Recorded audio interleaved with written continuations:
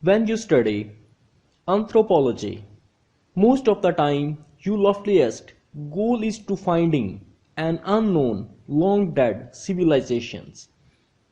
Getting to make first contact with a living, breathing, and brand new culture was like finding the Holy Grail in a field full of four-leaf clovers.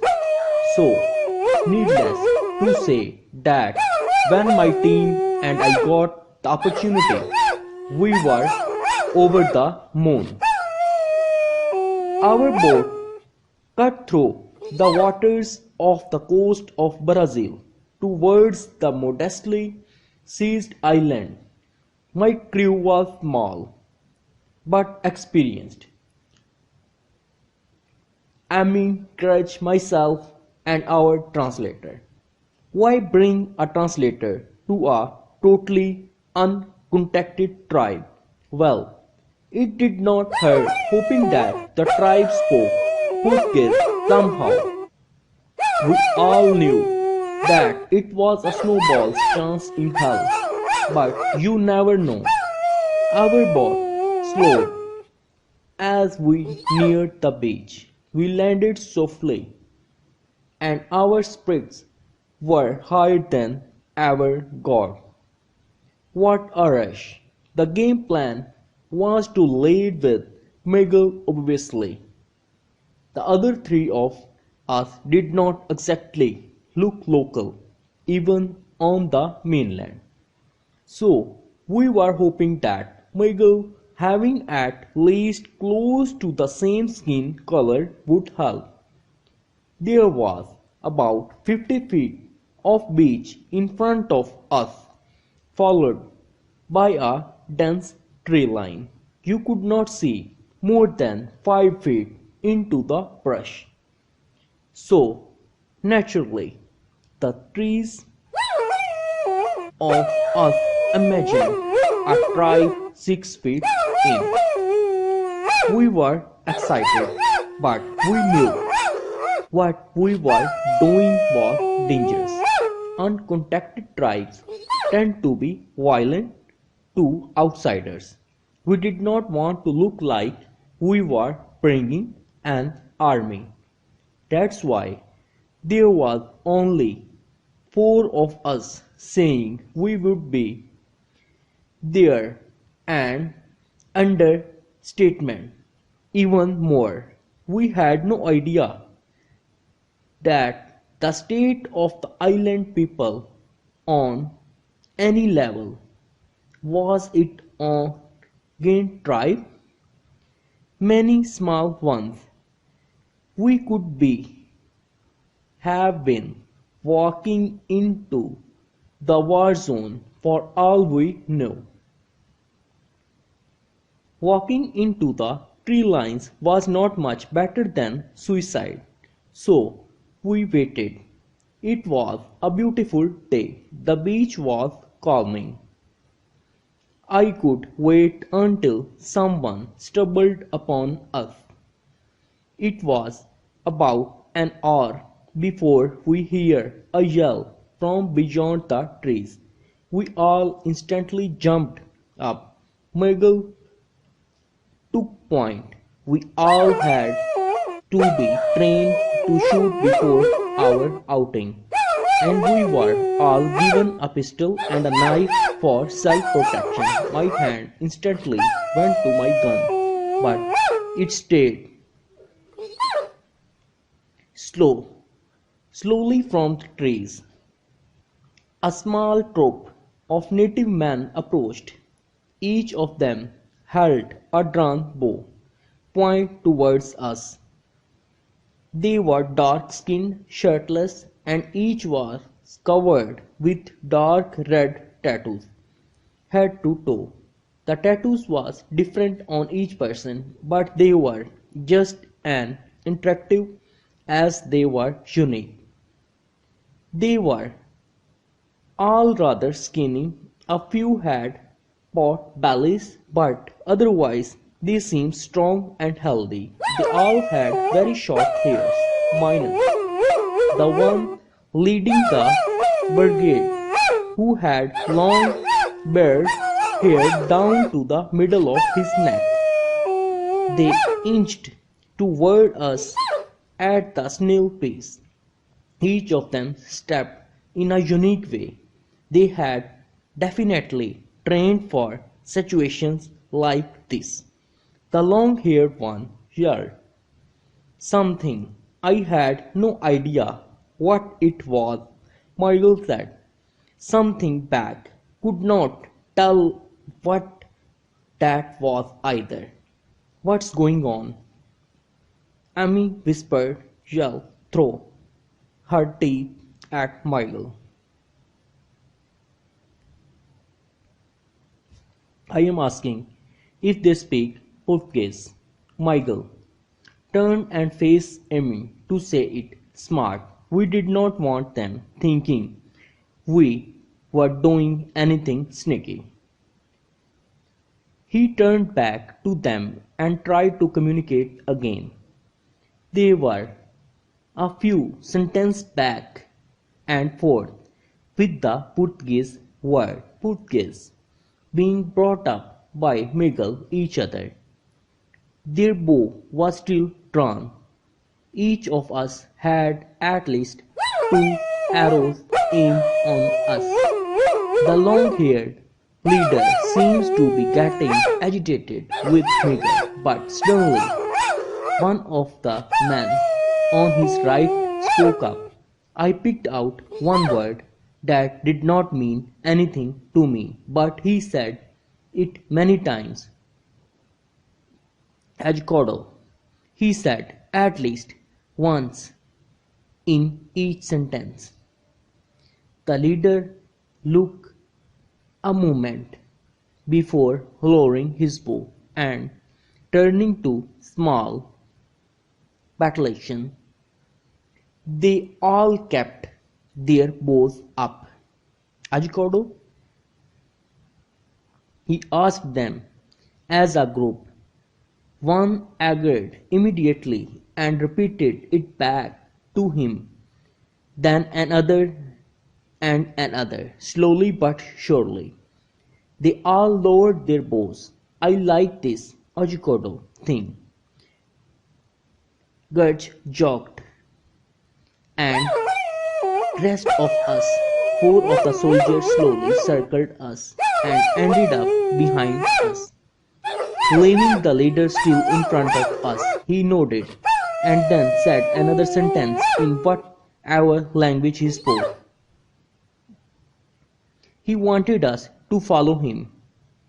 The optimist screamed in my head that we were in, and I only really cared to listen to the optimist at the point. We entered the tree line and followed the long-haired man, and we were followed by his soldiers. It was only a minute or two before Amy asked what Ajicado means to Miguel. I don't know, he admitted. It could mean throw them a feast for all I know. Gurge and I looked at each other, smiled and nodded our heads. Or it could mean let's skin them alive in town square. It's a toss-up, he finished.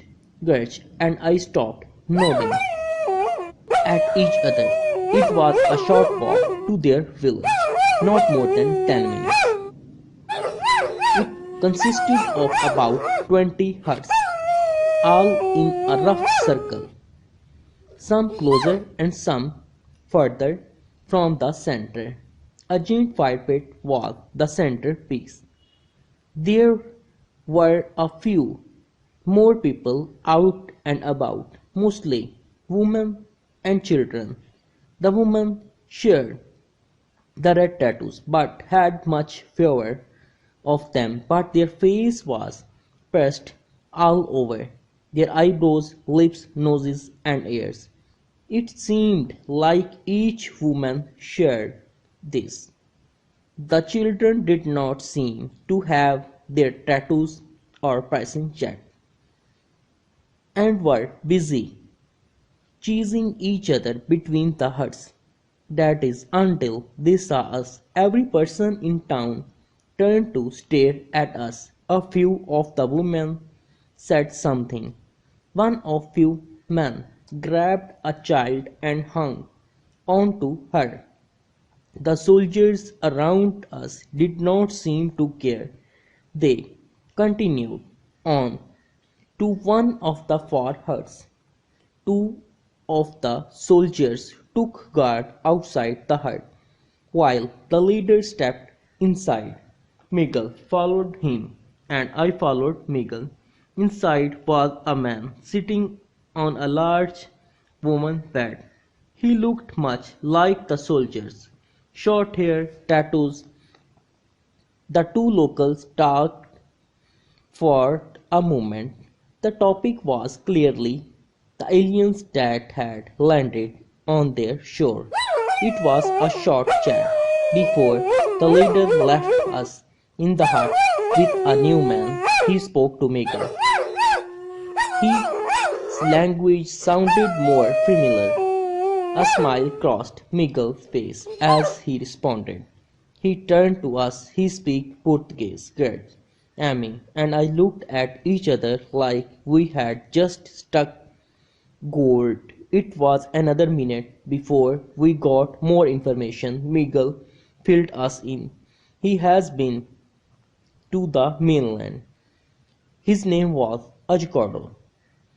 I have told him we are here for academic purposes and to extend an olive branch. He says he will translate for us, he announced excitedly. I almost fainted. This could not have been going better in my wildest dreams. Holy shit, I yelled as I hugged Amy, then Fred. Having to go from the native language to Portuguese to English was a pain we were all willing to easily overlook.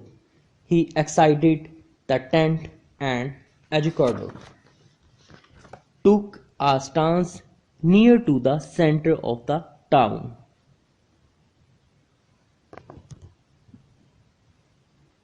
He announced something loudly. He had the attention of the whole tribe, even more, poking their heads out of their own huts. Once he was done, the town's people seemed to relax a bit, and the long-haired man came over to greet us again. Ajucardo told us we were welcomed by the town, and long-haired man even offered to call their sister tribe for a celebration in few days. We were happy. We were treated like family for the next 2 days. We learned how they prepared their food. We learned a local sport.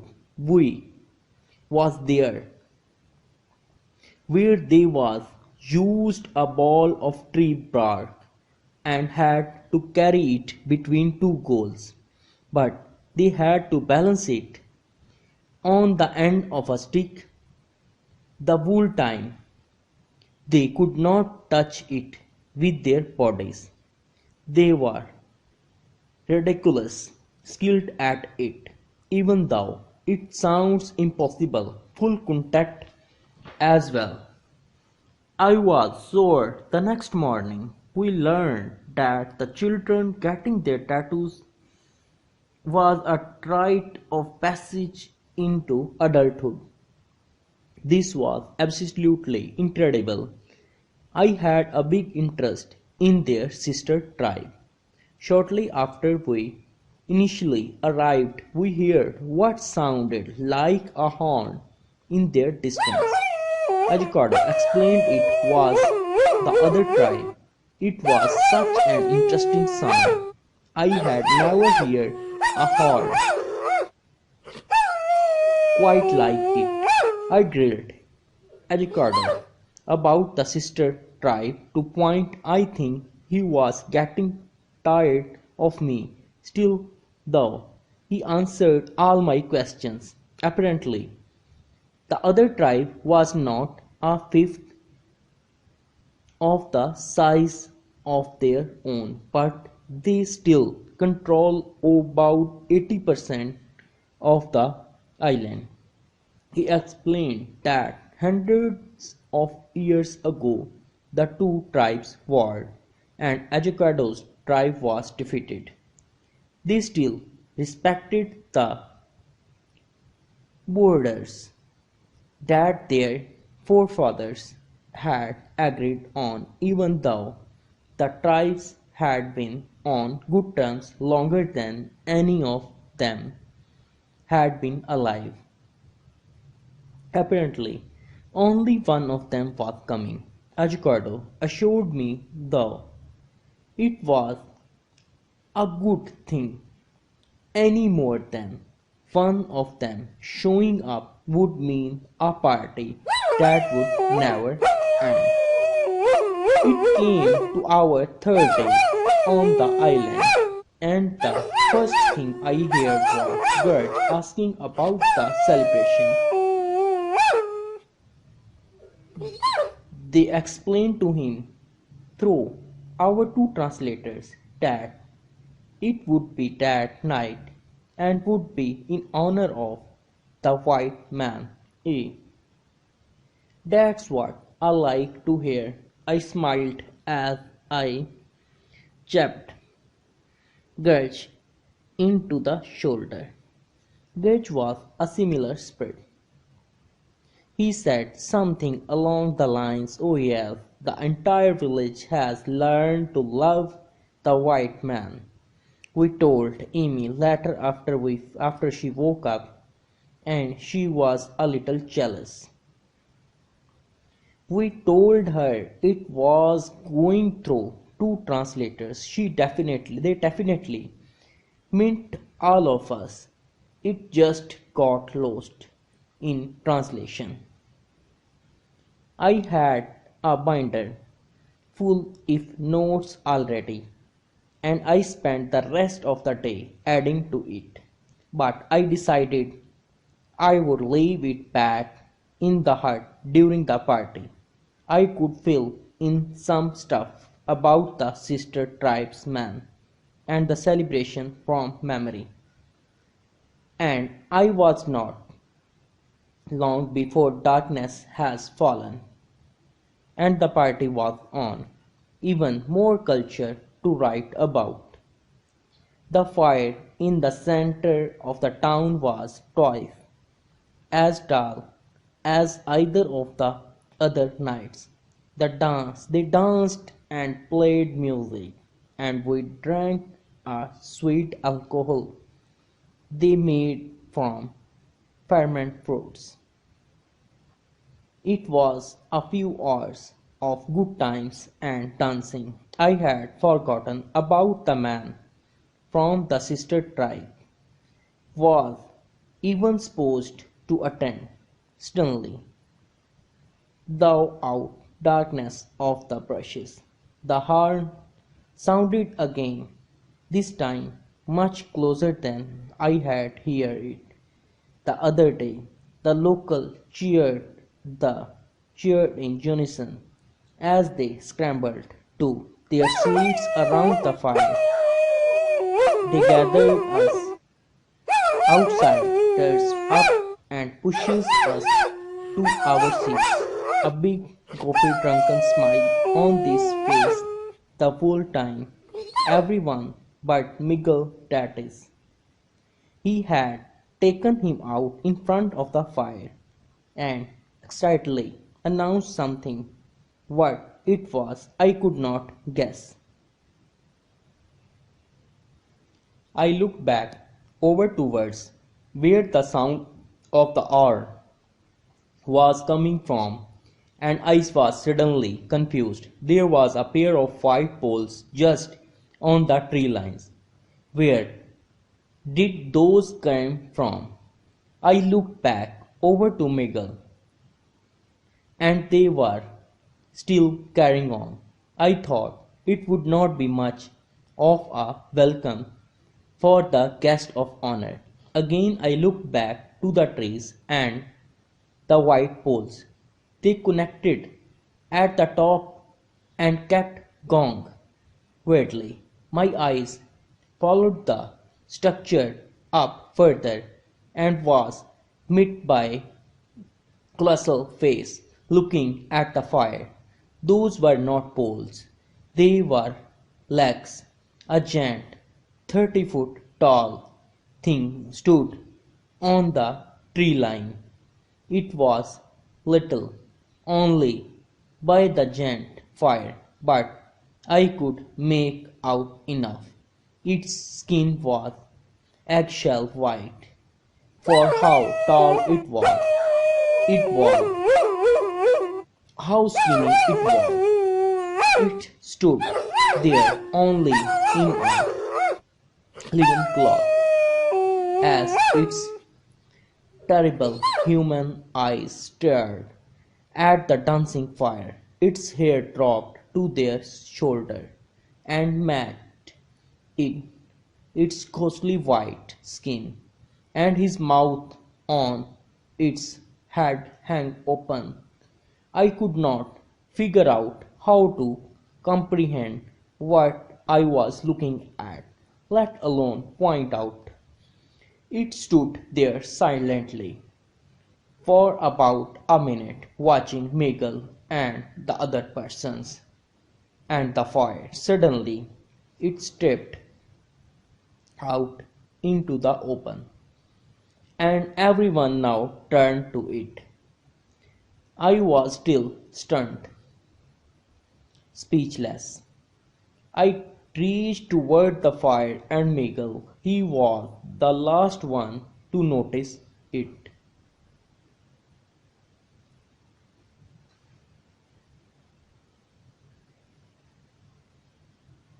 He did not even get a chance to get a good look at it before the thing's fingers were clasped around him.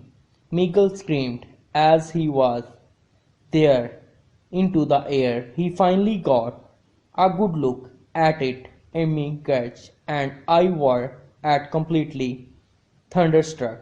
The locals looked in with bated breath. Miguel I did his best to struggle and scream, but he was only in the thing's grasp for a few seconds before it tightened its grasp and he wanted to limp. The local went wild in celebration. An absolute cry. We looked on in horror as ghostly white skeleton of a man turned around and he backed towards the forest. Miguel, corpse still in hand. No one of the locals even watched it leave. They just laughed and drank and danced even harder than they already had been. I think it was Amy who came to her senses first. The next minute or so was a blur, but I know we were running through the woods. I ran harder than I ever had. I don't know if any of the island followed us. I could not hear anything. It was like my body put all of its resources into running. We got back to the boat in what had to be under a minute. Full, full throttle out of there. I would have paddled too if I had an oar. We circled around the side of the island on the way back to the mainland. I looked back to the island that Miguel died on. One of them stepped onto the beach. and in the moonlight looked back at me.